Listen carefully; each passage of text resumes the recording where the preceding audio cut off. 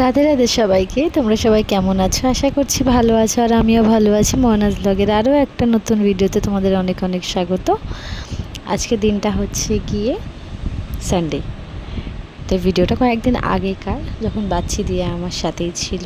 এখন ওরা চলে গেছে, এই আপডেটটা আমি দিইনি, কারণ মন মেজাজটা একটু ঠিক ছিল না, ওই কারণে আমি আর এই আপডেট দিইনি। তো এই দিন হচ্ছে গিয়ে ছিল জন্মাষ্টমীর দিন সকাল সকাল আমরা রওনা হয়ে পড়েছিলাম আমার ছোটো মাদের বাড়িতে। তো সেখানে তার আগের দিনই জানতে পারি যে কানাজিকে আনা হয়েছে, এখানে পুজো হবে বাড়িতে।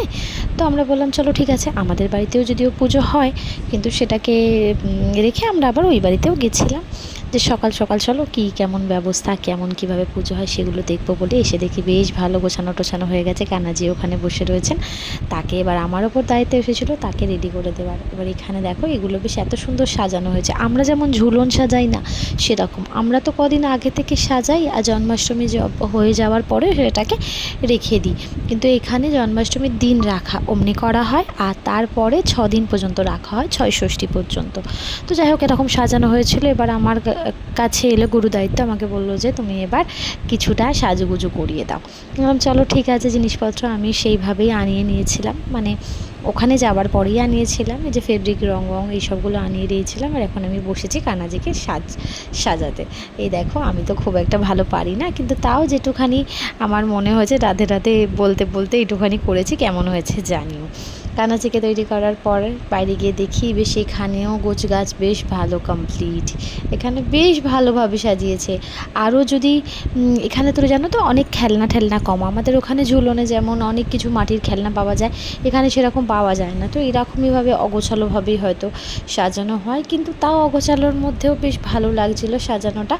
আমার খুব পছন্দ হয়েছে। এখানে শুধু বাচ্চারা না, এখানে বড়রাও সবে হাতে হাত দিয়ে কাজ করেছে।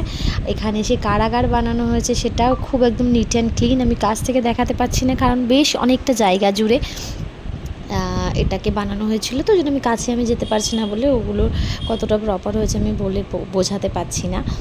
এগুলো খুব ভালো, বেশ কয়েকদিন ধরেই এখানে সব বড়রাম, যেমন মামাজি, মাসি, তারা সবাই মিলে এগুলো বানিয়েছে। এখন আমি বারবার করে এখানে টাইমিংটা দেখছিলাম, আর এখানে সবাই এসে বাইরে বসছিল যে না 12টা বাজলেই তো এবার তার আরতি করা হবে, স্নান করানো হবে।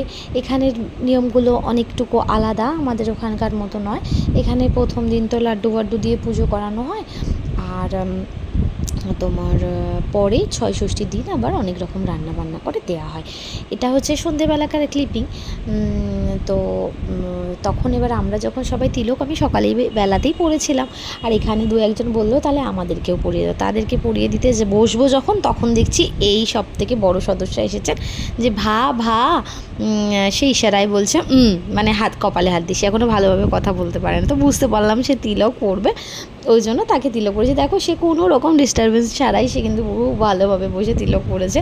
তো যাই হোক এইসবগুলো হয়ে যাওয়ার পরে এবার কিন্তু 12টা বাজে, এবং তখন এবার পুজো টুজো সব হচ্ছে। এখানে কানাজিকে স্নান করানো, সব মধু টুধু কি বলে চরণামৃত বানাতে গেলে যেসব গুলো লাগে, যেমন দুধ, ঘি, মধু এইসব দিয়ে স্নান করাতে হয়, দই, সেই সবগুলো দিয়ে স্নান টান করানো হচ্ছিলো। তারপরে কানাজিকে রেডি করা হলো। দেখো আমাদের ছোটো কানাজিকে কি সুন্দর লাগছিলো। আমি সামনে থেকে তো দেখাতে পারছিলাম না, কারণ অনেকটা ভিড় ছিল, যেন তেন প্রকারে এই ভিডিওটা নিতে পেরেছিলাম। কাছ থেকে দেখাবার চেষ্টা করেছি, জানিও। আর কেমন লাগছে সেটাও তোমরা জানিও। তোমরা কে কীভাবে জন্মাষ্টমী সেলিব্রেট করলে সেটাও আমাকে জানিও। আমাদের দিনটা কিন্তু বেশ ভালো গেছিলো, আর সেই দিনের সাথে সাথে সেই দিনে কিন্তু আমার সাথে বোন দিয়ারাও ছিল। ভিডিওটা ভালো লাগলে লাইক করো।